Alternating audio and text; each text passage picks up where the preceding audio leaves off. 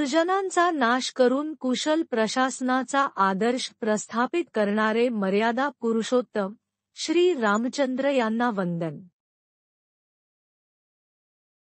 रामेती रामभद्रेती रामचंद्रेती वा स्मरन् नरोन लिप्यते पापैर्भुक्ती मुक्तीच विंदती। रामनवमीच्या हार्दिक शुभेच्छा। चैत्र शुद्ध नवमी हा दिवस हिंदू पंचांगानुसार अत्यंत महत्त्वाचा दिवस। हा दिवस आपण मोठ्या आनंदाने व उत्साहाने रामनवमी म्हणून साजरा करतो। या तिथीला भगवान विष्णूचा 7वा अवतार समजल्या जाणाऱ्या प्रभू रामचंद्राचा जन्म झाला होता। या दिवसाला रामनवमी असे म्हणतात।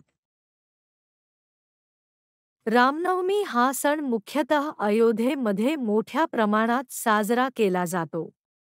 भारताच्या अनेक भागातून लोक अयोध्येला ह्या उत्सवात सहभागी होतात। भगवान राम हे हिंदू धर्मातील सर्वात पवित्र देवतांपैकी एक आहेत।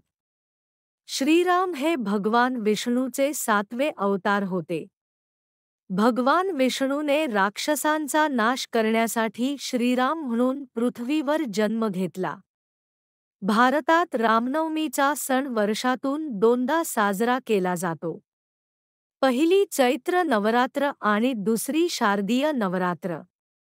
चैत्र महिन्याच्या शुक्ल पक्षात साजरी होणारी रामनवमी ही भगवान रामाचा जन्म म्हणून साजरी केली जाते, तर शारदीय नवरात्रीत साजरी होणारी विजयादशमी ही मर्यादा पुरुषोत्तम रामाने रावणाचा वध केल्याचा दिवस म्हणून साजरा केला जातो।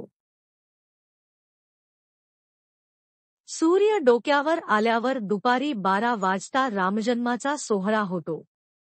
श्रीरामाच्या मूर्तीला पाळण्यात घातले जाते। श्रीरामांच्या चित्रास वा मूर्तीस इतर हारांसमवेतच गाठी पण घालतात। श्रीरामांची पूजा करताना त्यांना करंगळीजवळच्या बोटाने म्हणजेच अनामिकेने गंध लावतात। श्रीरामांना केवडा, चंपा, चमेली अन जाई ही फुले वाहतात। त्यानंतर आरती करून प्रसाद वाटतात। रामजन्माच्या दिवशी साजऱ्या केल्या जाणाऱ्या उत्सवात रामजन्माचा पाळणा अवश्य म्हटला जातो। हिंदू धर्मग्रंथानुसार त्रेतायुगातील रावणाचे अत्याचार संपवण्यासाठी आणि धर्माची पुनर्स्थापना करण्यासाठी भगवान विष्णूने मानव रूपात श्री राम म्हणून अवतार घेतला। श्री रामचंद्रजींचा जन्म चैत्र शुक्ल नवमीला राणी कौशल्याच्या पोटी पुनर्वसू नक्षत्रात आणि कर्क राशीत राजा दशरथाच्या घरी झाला।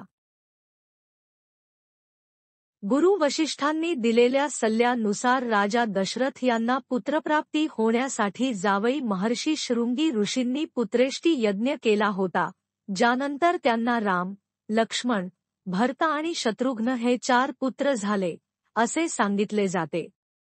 भगवान रामाचा जन्म दुष्ट प्राण्यांचा नाश करण्यासाठी पृथ्वीवर झाला होता। रामनवमीनिमित्त भक्त भगवान रामाची भक्तिभावाने पूजा करतात, उपवास करतात आणि विविध धार्मिक कार्यक्रमांचे आयोजन करतात।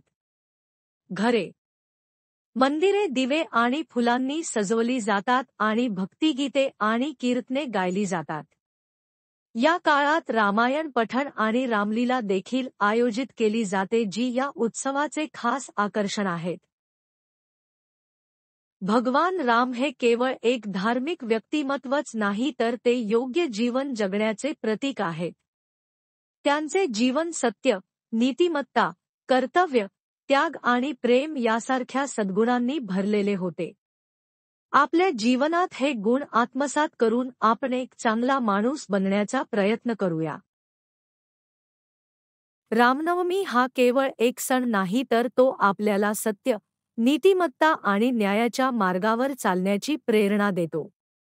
भगवान रामाचे हे सर्व गुण त्यांच्या जीवनात मूर्त रूप देतात आणि आपल्याला शिकवतात की आपण सर्वात कठीण परिस्थितीतही नेहमीच सत्याच्या मार्गावर चालले पाहिजे।